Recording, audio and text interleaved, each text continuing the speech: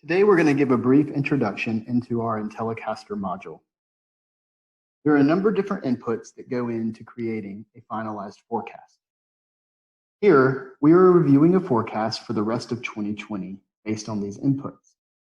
We will go into each one of these in detail, but we wanted to start here and discuss what the end results of your forecast look like.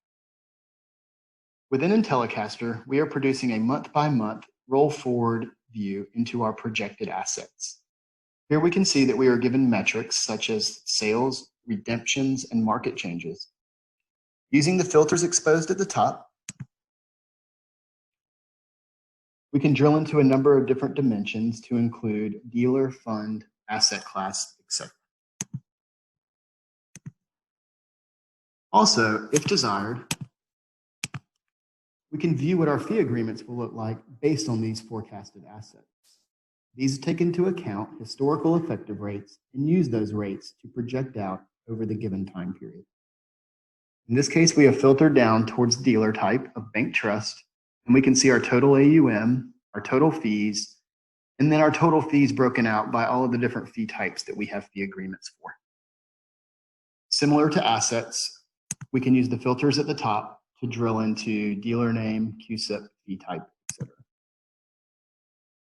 A number of data inputs again go into the system that users must first create. The first of these is what we call net flow scenarios. Within this section is where you can go in and lay out your budget and expectations for the forecasted period. For example, we see here overall we expect to have approximately $5 million in average daily sales and 8% in redemption rates. However, we may know more specific about a certain fund, asset class, share class, etc. So as you can see here, we have made adjustments for both Raymond James as well as our domestic equity asset class. When calculating the forecast, the overall sales and redemption rates will match the overall expectations, but everything is adjusted based on the overrides that we have done at these different levels. You may have as many of the underlying scenarios as you would like to in order to make your forecast as accurate as possible.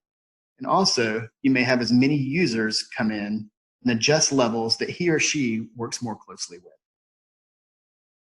Once your net flow scenarios are created, the next thing we create are what we call appreciation scenarios.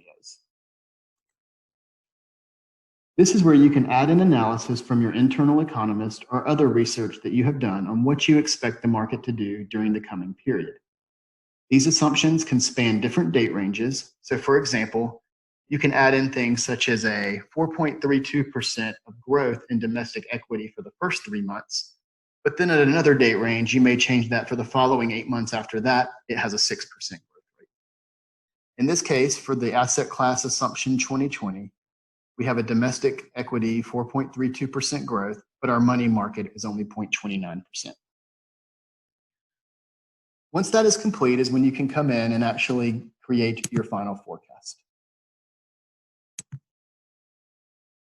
When creating the forecast, you can select the date range, the start and stop dates. You can select your AUM and where you would like that to start. Would you like to use your current AUM? Would you like to build this forecast on top of an existing forecast? Or would you like to manually input your starting AUM? You then select from your appreciation and net flow scenarios, and only one of those is required. And you can even add seasonality into the mix as well.